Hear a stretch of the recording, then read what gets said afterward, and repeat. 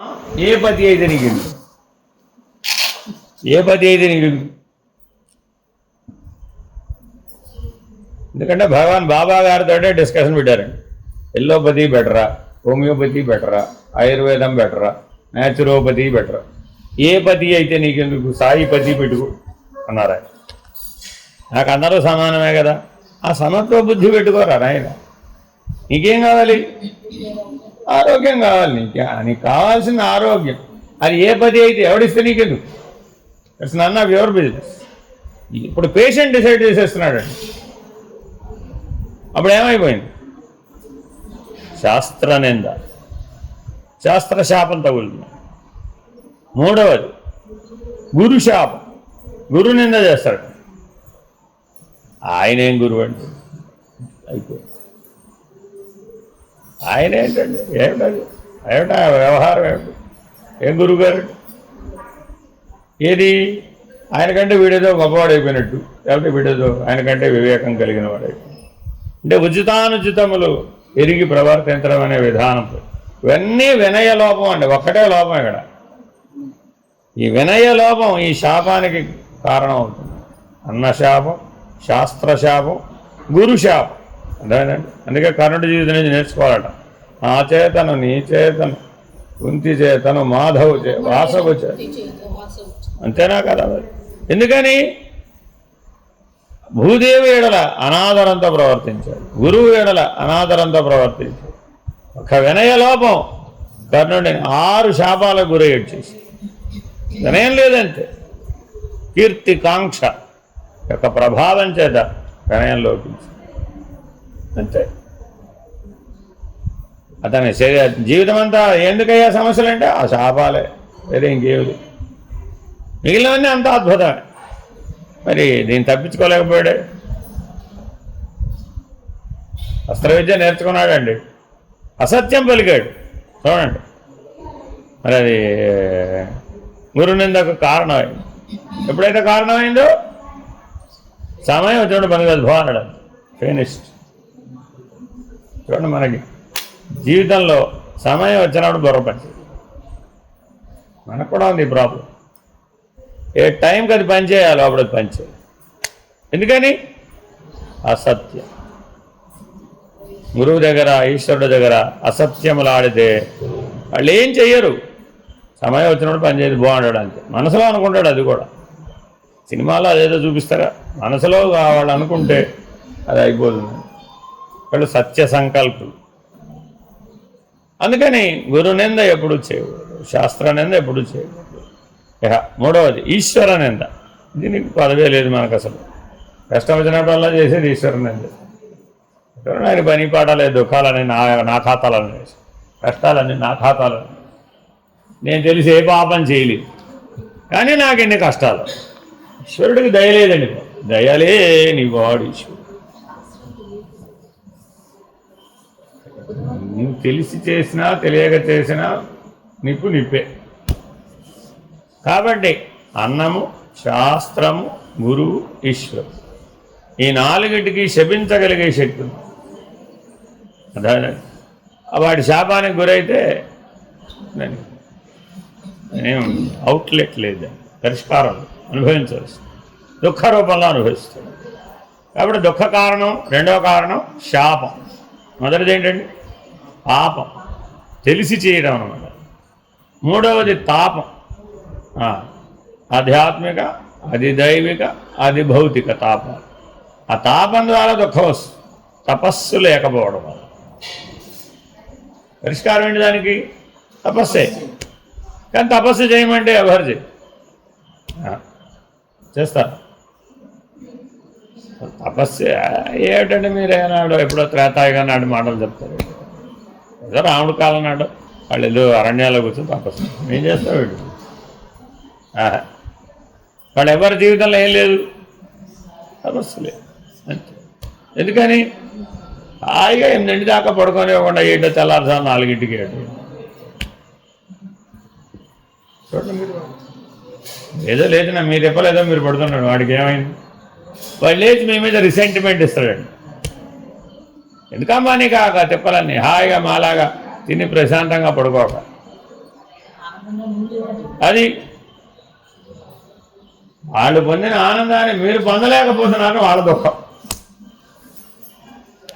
మీరేమంటున్నారు? రే అది తాపత్రయం నాయన, దానికి గురవుతారో బాబు, అది చివరి నిమిషం దాకా పనిచేస్తున్నారు ఆయన. అది దైవిక, ఆధ్యాత్మిక, అది భౌతిక తాపాలు వృద్ధాప్యంలో చాలా బలవత్తరంగా పనిచేస్తాయి. అప్పటిదాకా పెద్దగా పనిచేయవు, కానీ వృద్ధాప్యం నిర్ణయం అయినప్పటి నుంచి బలవత్తరంగా పనిచేస్తాయి. అప్పుడు మరి వేర్ ఈజ్ అవుట్లెట్, పరిష్కారం ఏమిటి? ఇంద్రియాల్లో బలం ఉన్నప్పుడు తపస్సు చేయాలి. ఇంద్రియాల్లో పటుత్వం తప్పిపోయినాక అయ్యో నాకు తాపం వచ్చిందే, ఏం చేస్తాం? ఎంతైనా విషయం ఇప్పుడు ఎక్కడ దాకా వచ్చేసామంటే, తల్లో తండ్రో తాతో వెళ్ళిపోతారండి. పిల్లలందరూ ఎక్కడో విమానాల్లో రావాలి కదా, మరి వాళ్ళు ఎప్పుడు వస్తే అప్పుడే వీడికి మోక్షం. ఈశ్వరానుగ్రహం అక్కడి నుంచే చెప్పేస్తున్నారు, ఈశ్వరానుగ్రహం. ఆహా, మీరంతా చేసేసి మాకు వీడియో పంపించారు, అది ఇది అవుతామా గొడవ లేదు. చూడండి మరి ఇప్పుడు వీటికి ఏం చెప్తాం? అన్నీ కాశీలో ఇదొక సంస్థ ఉందండి, అన్నీ మేమే చేసేస్తాం, మీకు లైవ్ లింక్ ఇచ్చేస్తాం. ఎందుకనంటే కాశ్యాంత మరణాన్ముక్తి, మనకు పెద్ద సనాతన ధర్మంలో ఈ సూత్రం ఉందండి. మన వాళ్ళందరూ వీళ్ళు అక్కడ ఉంటారు, పిల్లలేమో విమానాల్లో ఉంటారు. మరి ఇప్పుడు వాడు కాశీ వెళ్ళేది ఎప్పుడు, వాడు ఆచరించేది. పైగా వీళ్ళు ఏదో ఒక ఆశ్రమంలోనో ఒక వ్యవస్థలోనో ఇమిడిపోయి ఉంటారుగా వృద్ధాప్యంలో, అంతా వాళ్ళే. ఆ పైగా ఏమిటంటే ఆ ఎంట్రీలో ఒక ఫామ్లో ఒక ఆప్షన్ ఉంటుందండి, చివరి అంత్యేష్టి ఎవరు నిర్వహిస్తారు, మేమే కుటుంబ బాధ్యత తీసుకుంటుందా ఆశ్రమం బాధ్యత తీసుకోవాలా అని ఉంటుందండి. అక్కడ వీళ్ళు కామ్గా ఆశ్రమాన్ని టిక్ పెట్టేస్తారండి, చేర్చేవాడు. అది వీడు తెలిసేది పోయినాక. కానీ మనం దాన్ని ఒప్పుకోలేదు. నాయన చివరి కపాల మోక్షం పూర్తయ్యే వరకు జీవుడు ఆ శరీరం చుట్టూతానే ఉంటాడు. అందుకనే కాశీలో 24 గంటలు ఏ పరిస్థితిలో దాటలేదు నియమం అన్నమాట. అలా లేదనుకోండి, ఒక్కొక్కటి వారం 10 రోజులు వెయిట్ చేయాలి. కాశీలో వెయిటింగ్ అనేది లేనే లేదు, నో వెయిటింగ్. Within 24 hours పూర్తయిపోవచ్చు. ఎవడో ఒకటి చేసేస్తానండి. ఎవరి కోసం శవం ఎదురు చూడడం అనే ప్రసక్తే లేదు. ఎందుకని ఆల్రెడీ శివుడు ఆ పని మీద ఉన్నాడు. శివుడే ఆ పని మీద అంటే మధ్యలో నువ్వేవాడు కోతలకు పోతాం. సనాతన ధర్మం ఎంత దూరం ఆలోచించిందో, ఇవాళ కలియుగంలో జరిగేదాన్ని ఏనాడో ఎక్స్పెక్ట్ చేశారు వాడు. పరిష్కారాలను ధర్మంలో ఇమిడ్చారు. అనాథ ప్రేత సంస్కారాన్ని మించినటువంటి పుణ్యం లేదు. జీవితం అంతా చేసిన పుణ్యం ఒక ఎత్తు, నీకు సంబంధం లేనటువంటి వాడికి అంత్యేష్టి నిర్వహిస్తే ఈ మొత్తం పుణ్యానికి అదొక్కటే సరిపోతుంది పొమ్మనడానికి. ఎంత జాగ్రత్తగా రాశాడు ఈ శాస్త్రం.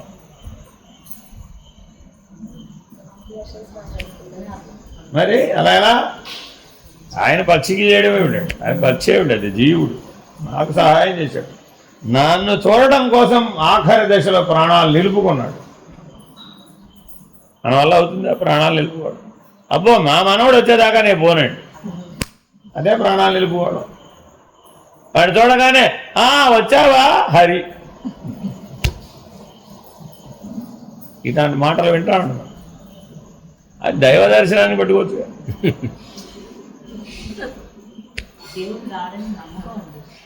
లేడని, రాడని కాదు, లేడని అనుకున్న సమస్య అది. అదంతా గొడవ వేరు.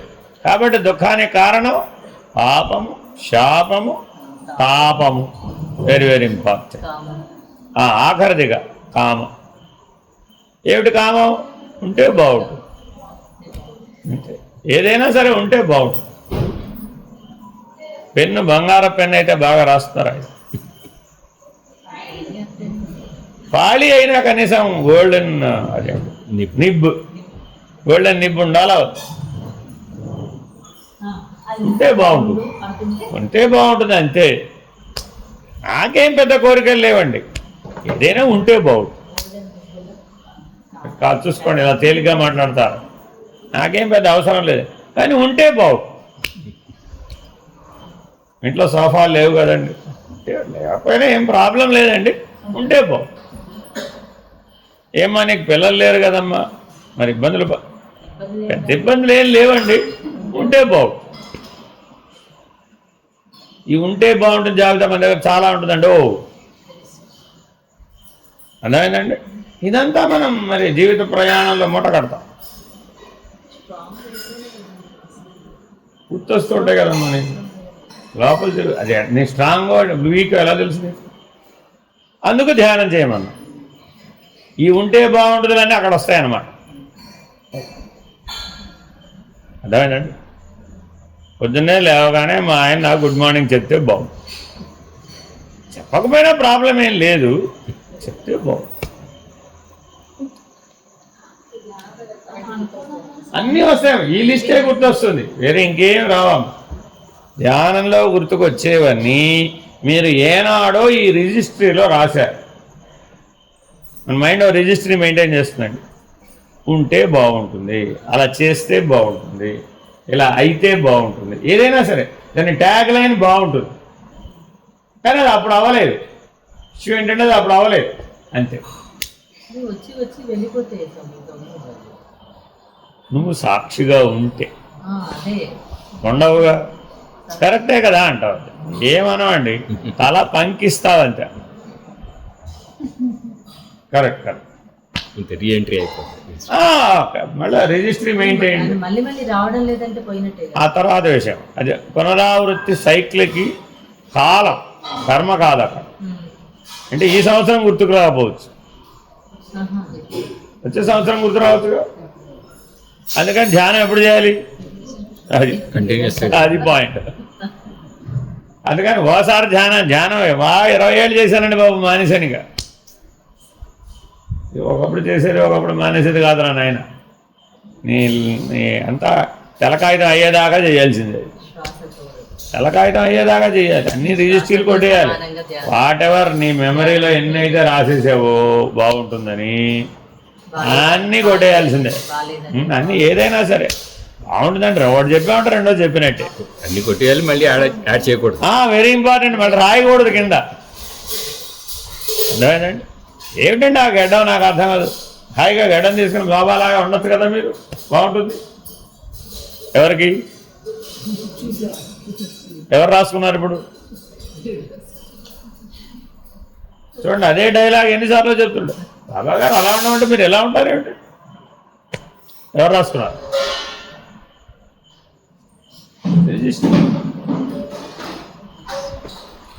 మన బాగుంటుంది బాగోలేదనే కంపారిటివ్ సెన్స్ ఈ రిజిస్ట్రీలోంచి చెప్తాం.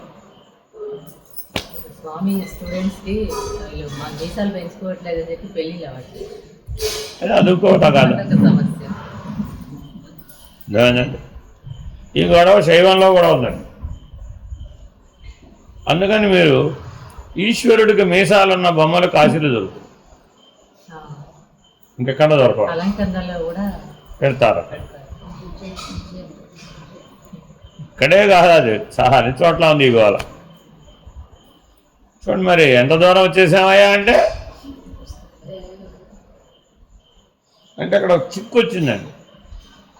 అటు ఇటు కాని వాళ్ళు కూడా ఇందులో కలిసిపోతారు. ట్రాన్స్జెండర్ ఉంటారు కదా, వాడు కూడా ఇందులో కలిసిపోతారు, గుర్తించడానికి వీలుగా. సో ఎక్కడో ఒక చోట దీనికి చెక్ పెట్టాలనుకున్నాం. ఓహో ఈ ధర్మంలోనే వచ్చిందిరా గొడవ అని దానికి చెక్ పెట్టాం, మొత్తం పోయి. ఎక్కడో ఒక చోట సమస్య వచ్చిందని అక్కడ పరిష్కరిస్తే అయిపోయేదానికి మొత్తానికే సొన్న జుట్టు. ఇలాగా ఇదేదని లేదండి, జననం నుంచి మరణం దాకా ఒక వింతైన విషయం చెప్తాను. ఓ పిల్లవాడు, పుట్టిన పిల్లవాడు తల్లి ఒళ్ళో నిద్రపోతుంటాడు. బాగుంటుందా? బాగుంది. ఇద్దరికి బాగుంటుందా? బాగోదు. బాగుంటుంది కాబట్టి ప్రశాంతంగా నిద్రపోతుంది. వాడిని ఎట్టి ఆవిడ ఏం చేసింది, నిద్రపోతున్నాడు కదా అని పక్కన పడుకోబెట్టి వాటికి తెలిసిందండి. అంటే కల్లో ఒళ్ళో ఉంటే వెచ్చగా ఉంటుంది. ఈ స్టోరీ ఎంత కథ ఇక్కడ ప్రపంచంలో తల్లి ఒడి కంటే గ్రేట్గా ఉండేవి మనం బోర్డు ఏర్పాటు చేసాం అక్కడ. ఆ లక్షణాలన్నీ ఊహించి అంతే లెవెల్లో ఇక్కడ ఆల్రెడీ బోర్డు తయారు చేసాం. తీసి కింద పెట్టగానే వాడు కేబుని నడుచుడు. అత్తగారు ఏం చెప్తాను, తల్లిని వాడిని తెంచమాక, నువ్వు వచ్చి వంట చేయక్కర్లేదు కానీ అదే నేను చూసుకుంటా కానీ వాడిని ఏడిపించకూడదు అంతేనా కదా. బాగుంటుంది. ఎవరికండి?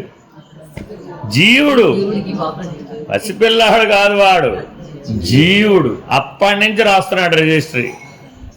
నువ్వేదో తెలివితే ఇప్పుడు రాశాను కాదు. కరకరాలు అదే చక్రాలు కరకరలాడాలా అక్కర్లేదు, చక్రాలు కరకరలాడాలా అక్కర్లేదా? బాగుంటుంది. ఆన్సర్ చూసుకోండి మీరు. ఎన్ని చోట్ల ఎన్ని నెంబర్ అండి, 1 మిలియన్ కాదు, మీరు ఎన్ని లక్షల కోట్లు రాయొచ్చు ఇట్లా.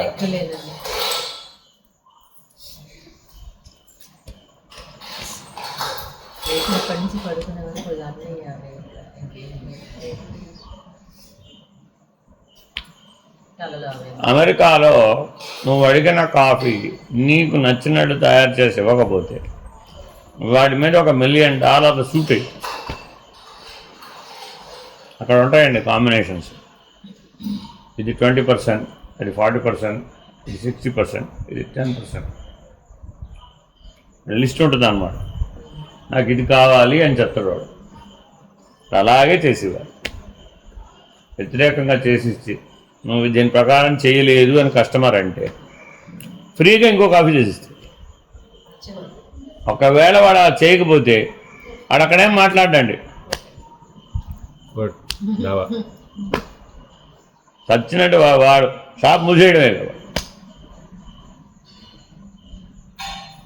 Two specific. ఎంత స్పెసిఫిక్ అంటే ఇలాగే ఉండాలి, అంత నాకు ఇలాగే కావాలి. ఎందుకమ్మా?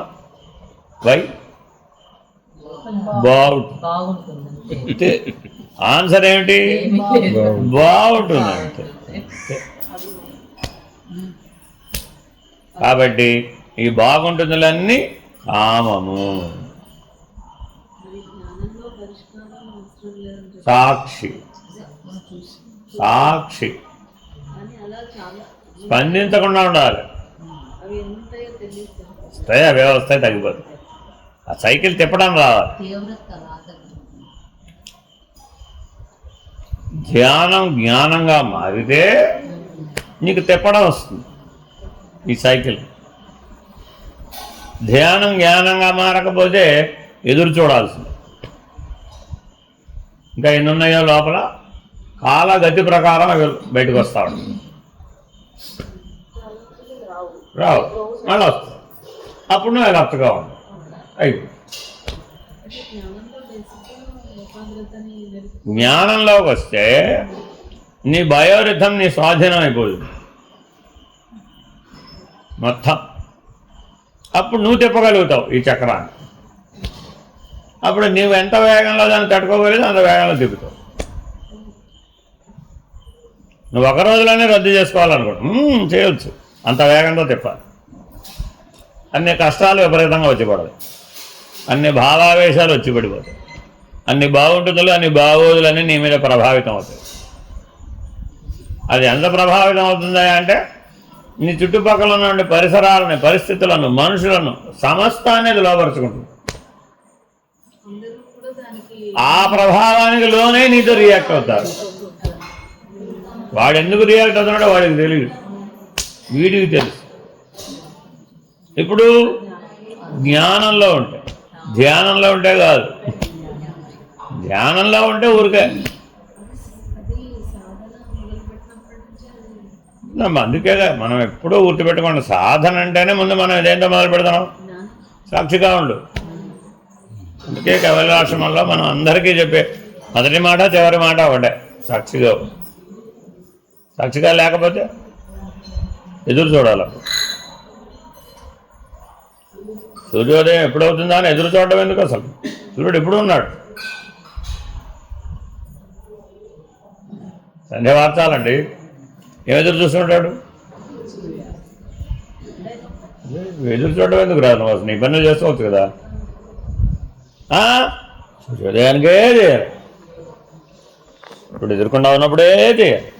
సూర్యుడు ఎప్పుడు లేడు రా నాయన, నేను ఒప్పుకోను, నాకు కనపడలేదు కదా.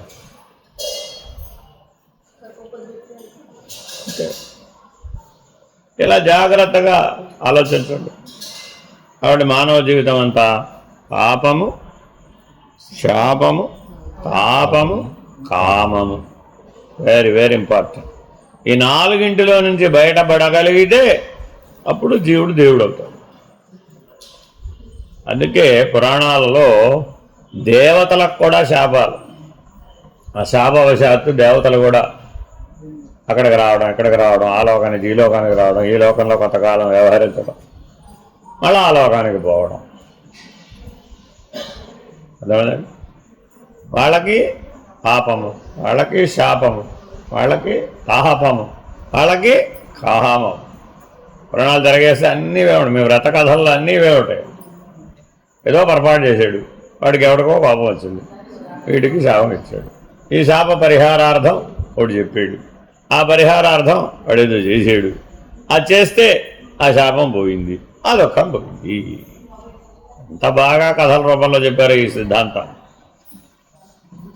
అందుకే స్త్రీల వ్రత కథలను రాశారు కానీ పురుషుల వ్రత కథలు రాలేదు కదా. ఎంత అన్యాయం అండి. మీకు జెండర్ బయాస్ చాలా ఎక్కువండి. మీరు పురుషులందరూనేమో ఏం వ్రతాలు చేయక్కర్లేదు, స్త్రీలు మాత్రమే మడిగట్టుకోవాలి, వాళ్ళ వ్రతాలు చేయాలి, నానా కావాలి, నానా యాగి, చెయ్యకపోతే గొడవ. శ్రావణ శుక్రవారం పూజ చేయకపోతే ఏమిటవుతుంది? ఏయ్ ఆడపిల్లవేనా నువ్వు అసలు? వీడికి ఏమీ లేవు.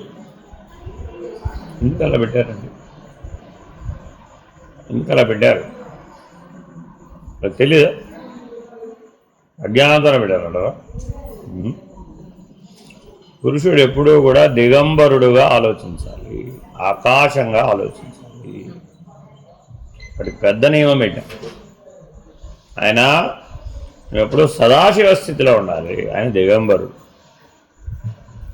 అంత విశాల భావంతో ఉండాలి, ఆ స్థితిలో ఉండాలి. ఎప్పుడు సదాశివోహం. చిన్న వ్రతమా పెద్ద వ్రతం? మీకు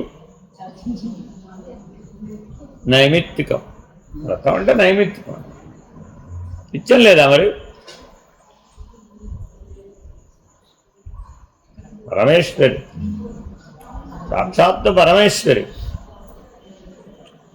ఆ మాట అన్నానే పార్వతీదేవి కూడా వ్రతం తెలుసా నీకు? ఇటు తిరిగింది గొడవ.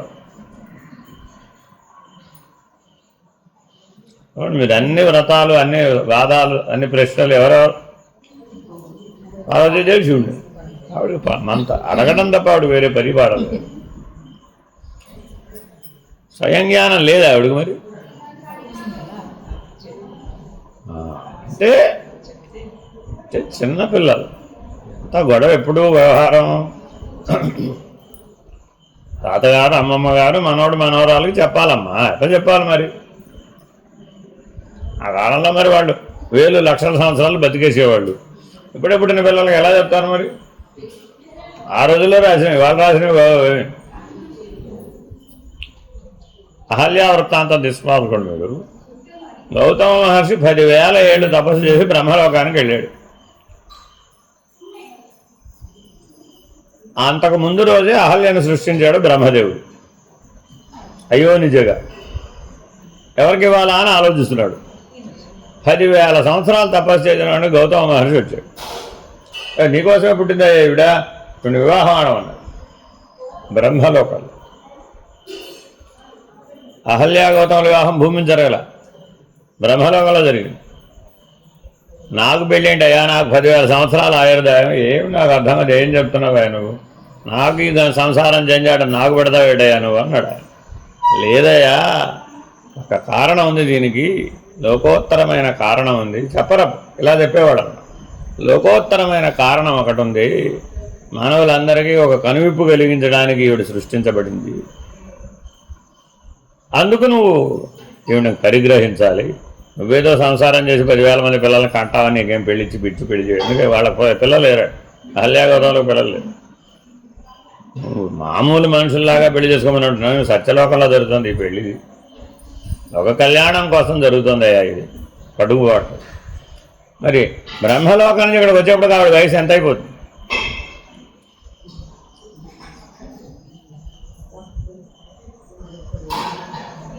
ఇక్కడికి వచ్చేటప్పటికి తగిన వయసు వచ్చేసింది. ఆవిడకి అంత వయసు వచ్చేది. కాలచక్రం కదా మరి. ఈ మాటలు ఎందుకు చెప్తున్నాడంటే జ్ఞానంతో తిప్పచ్చు దీన్ని. జ్ఞానంతో సత్యలోకంలో ఉన్నటువంటి స్థితికి నువ్వు వెళ్ళొచ్చు, మత్స్యలోకంలోనే శరీరం ఉండొచ్చు. వాళ్ళందరూ ఎలా వెళ్ళారు? జ్ఞానంతో వెళ్ళారు. కానీ ఈ శరీరంతో వెళ్ళాల, తేజస్ శరీరంతో వెళ్ళారు. మళ్ళీ వెనక బ్యాక్ డ్రాప్, వెనక వచ్చి దీంట్లో చేరారు. ఆ తెలివి ఆ అనుభవంతో చేరారు. ఈ శరీరం శిథిలం కాకుండా అక్కడి నుంచే జ్ఞానంతో కాపాడారు. అది సిద్ధి అంటే. మరి అవన్నీ వాళ్ళ చేతిలో ఉన్నాయి కాబట్టి ఆ మహర్షులు అవన్నీ చేశారండి. ఇప్పుడు చెప్తే ఏమంటున్నారు? అవన్నీ కట్టుకథలండి అంతా కూడా. మీకు అంత కట్టుకథలు అవన్నీ ట్రాష్. శతానంద మహర్షి అల్లి వాళ్ళ అబ్బాయి. అది కానీ ఆవిడ అయోనిజ కదా.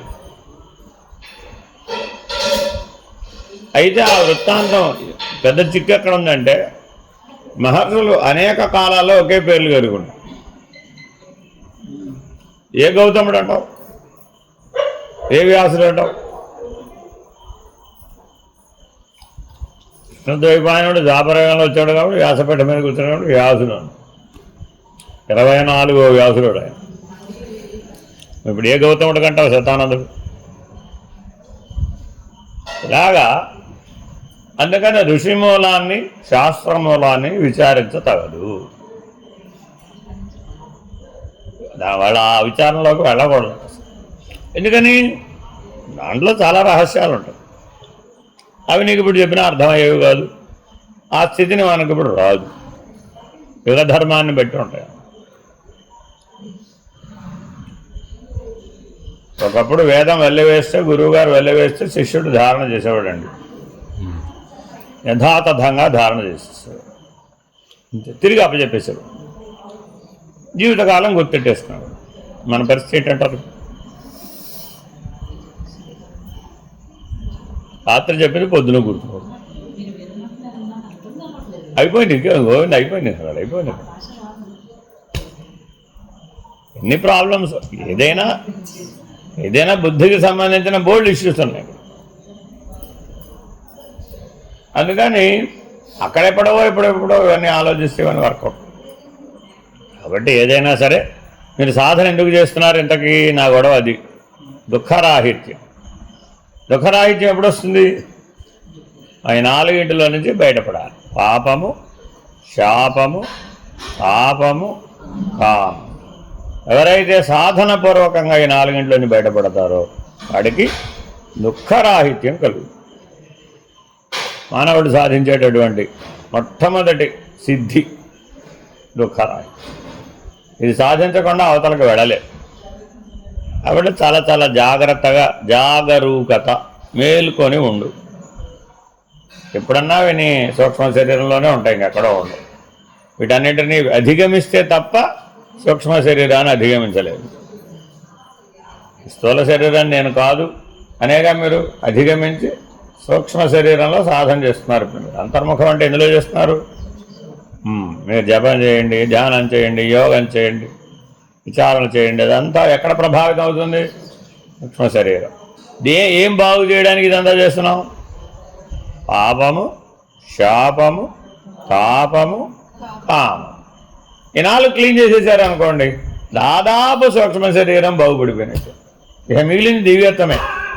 5వ ఐటమ్ ఉందండి అక్కడ. 5వ ఐటమ్ ఏంటి? దివ్యత్వం. ఈ 4 కనుక తప్పుకుంటే అప్పుడు మీ సూక్ష్మ శరీరం దివ్యం. శక్తిమయం అదంతా కూడా, పదార్థమయం కాదు. మరి శక్తిమయమైనటువంటిదంతా దివ్యం, పదార్థమయమైనదంతా భవ్యం, పునరావృత్తికి గురయ్యేదంతా భవ్యం. భవము భవ్యము, పునరావృత్తి తప్పదు ఇక్కడ. అదే శక్తిమయం అంతా దివ్యం. ఈ 4 తప్పకుండా మీరు ఆ దైవీ అనుభూతిని పొందవచ్చు. ఎవరికైనా సరే ఆ దివ్యం అనే అనుభూతి కలగలేదంటే అడ్డమేమున్నట్టు? ఇప్పుడు ఈ 4 ఏముందో చూసుకోవాలి, రూల్ అవుట్ చేయాలన్నమాట. మీరు టెస్ట్లన్నీ చేస్తారా లేదా? ఎందుకండి రూల్ అవుట్ చేయడం అంతే. ఏది కావాలో ఆ టెస్ట్ చేస్తే సరిపోతుంది కదా. Why all package rule out చేసుకోవడం కోసం అండి. ఆలోకే గుడ్ కండిషన్ అంటే ఆలోకే గుడ్ కండిషన్. 100 అంశాలు ఉన్నాయి, 99 ఆలోకే గుడ్ కండిషన్. అదిగోనండి, అదేదో మైక్రోన్యూట్రియంట్ తగ్గిపోయిందండి బాబు. ఆ మైక్రోన్యూట్రియంట్ తగ్గిపోవడం వలన మీకు ఈ కష్టం వచ్చింది అంతే. అదేనండి అంతే. షుగర్ వ్యాధిగ్రస్తులకు సెలీనియం తగ్గిపోతే ఏదో అవుతుంది. ఈ సెలీనియం ఎంత కావాలి? నలకంత ఆవగిందంత కావాలి ప్రతిరోజు అంతే.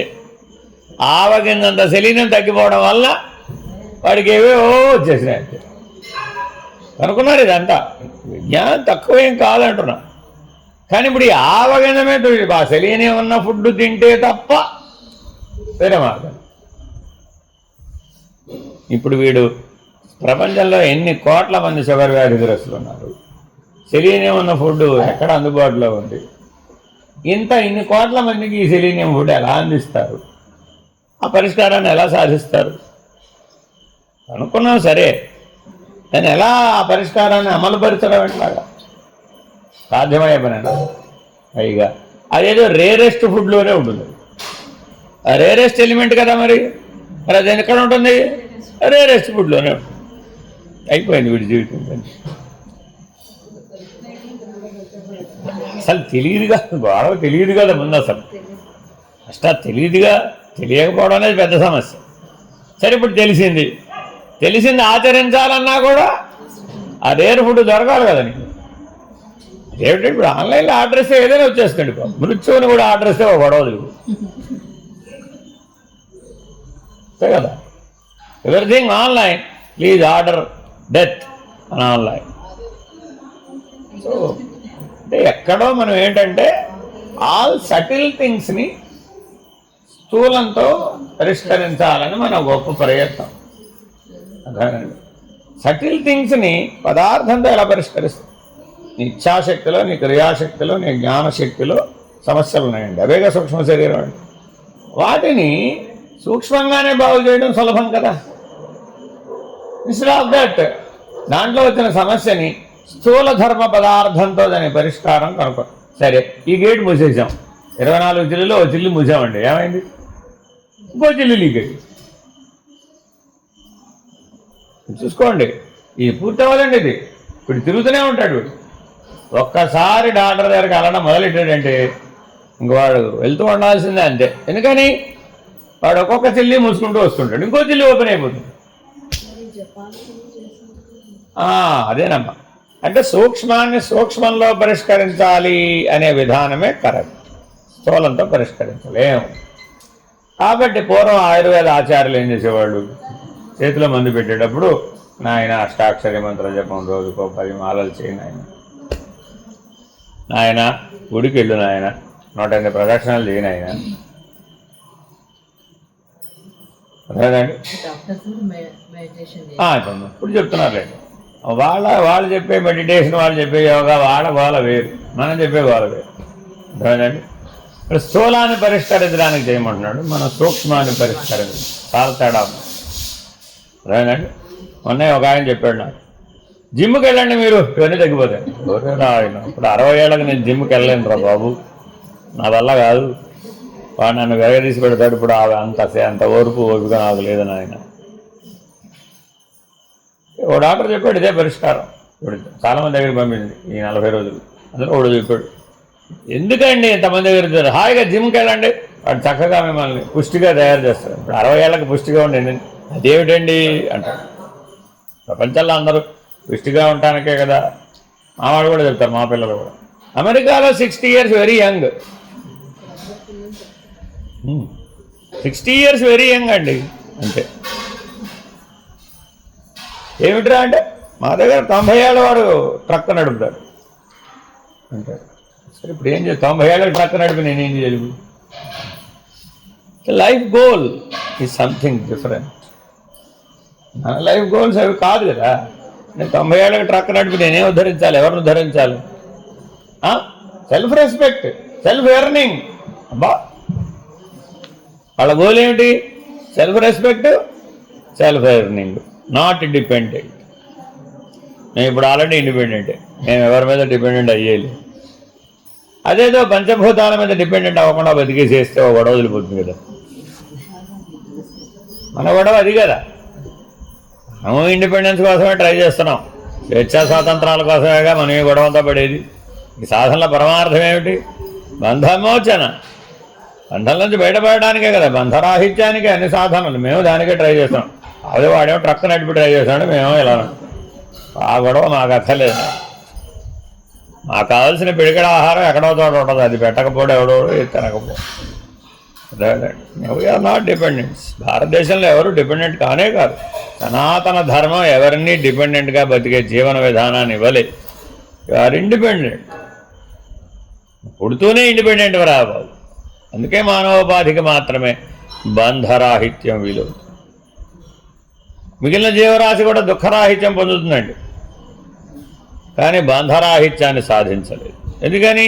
వాసనాక్షయం వాటికి వీలు కాదు.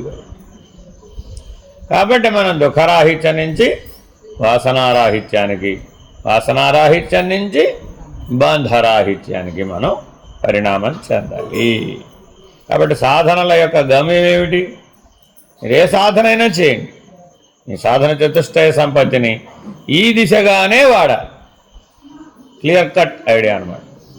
ఇందులో ఏమీ తొలగించడానికి, యాడ్ చేయడానికి ఏం లేదు.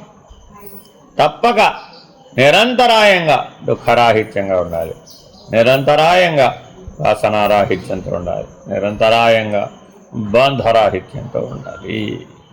ఎంతయ్యా? పంచభూతాలు నా మీద ప్రభావితం కావు. పంచభౌతిక దేహం ఏమిటి అసలు? పంచభూతాలతోనే నాకు పని లేదు అసలు, సృష్టితోనే నాకు పని లేదు అసలు. నాకు అవసరం లేదు అని నిర్ణయంగా చెప్పగలిగేటటువంటి స్థితిని సంపాదించు. ముక్తుడవే. అప్పుడు నాకు ఇంకా సృష్టితో చాలా పని ఉందండి బాబోయ్. సూర్యవంశంలోనే పుట్టాను, ఇంకా చంద్రవంశంలో పుట్టలేదు. ఇక మహారాజులందరూ మొదలెవరు? సూర్యవంశ మహారాజు, తర్వాత చంద్రవంశ మహారాజు, తర్వాత వంశాలే గొడవైపోయింది. మరి ఇప్పుడు సృష్టితో పని ఉందా లేదా? సామాన్యులు కాదండి సూర్యవంశ మహారాజులు.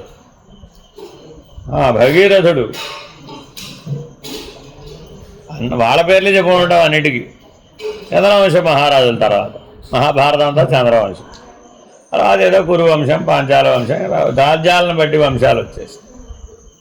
ఇట్లా చాలా జాగ్రత్తగా ఆలోచిస్తే మనల్ని ఏదో తెలుసుకోమని చెప్తున్నాయి. బంధరాహిత్యాన్ని సాధించడం ఎట్లాగో ఆయా మహర్షులు, ఆయా మహానుభావులు, ఆయా సద్గురువుల యొక్క జీవితం నుంచి మనం గ్రహించాలి. ఎంతైన విషయం. బాబా వారిని వెళ్ళిపోతున్నానని ముందు చెప్తారు కదా.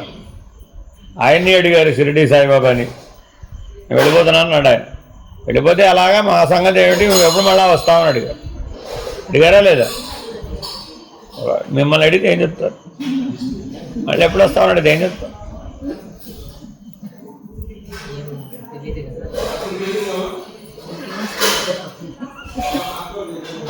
పోవడమే తెలియదు ఇక్కడ.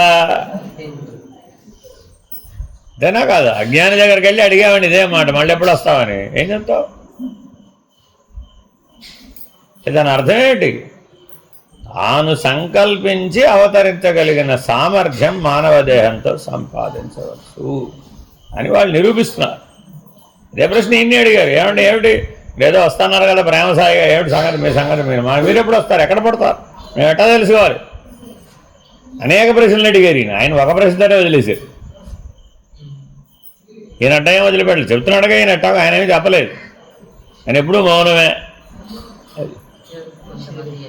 అంతే. ఇప్పుడు అసలు ఎంతమంది ఉన్నారు? ఈయన యక్ష ప్రశ్నలు వేశారు. ఈయన సరే ఏదో చెప్పారు, అది అవుతుందో లేదో తర్వాత కాలాంతరంలో తెలుస్తుంది. రాముడిని అడిగారు అనుకోండి, మళ్ళీ ఎప్పుడు వస్తామని ఏం చెప్పాలి రాముడు?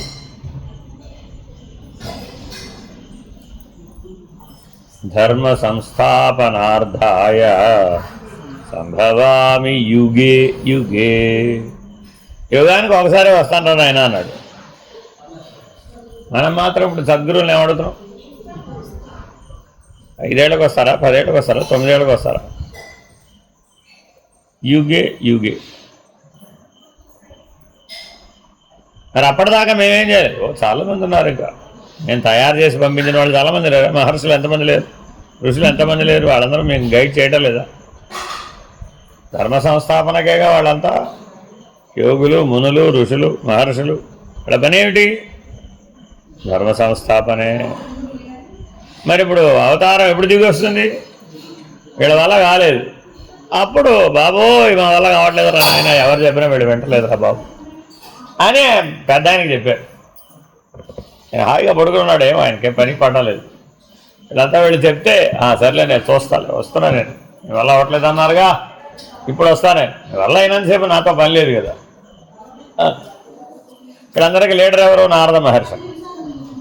ఆయన నేతృత్వంలో వెళ్ళి పెద్ద ఆయనకి చెప్పొస్తారు. భూదేవి కూడా వెళుతున్నారు. అప్పుడు అవతారం అవతరిస్తుంది. అంటే ఒక ప్రణాళిక, ఒక విధానం. అందుకంటే ముందు ఎవరెవరు రావాలి, ఎవరు ఎక్కడ పుట్టాలి, ఏ రకమైన పరిస్థితులు ఉండాలి, ఎవరు ఏ వ్యవహారం చేయాలి, వాళ్ళ ద్వారా లోకోత్తరమైనటువంటి ధర్మాన్ని ఎలా నిరూపించాలి అని ఏర్పాటు చేస్తాం. చేస్తేనే అవుతుంది అదంతా. అంత శక్తి కలిగిన వాళ్ళు కాబట్టి వాళ్ళని మనం సద్గురువులుగా, అవతారులుగా ఆశ్రయిస్తాం. కాబట్టి 2 మార్గాలు స్పష్టంగా కనబడుతుంది. ఏమిటది? కారణ జన్మలు, కర్మజీవులు. మనమందరం ఎవరు? కర్మజీవులు.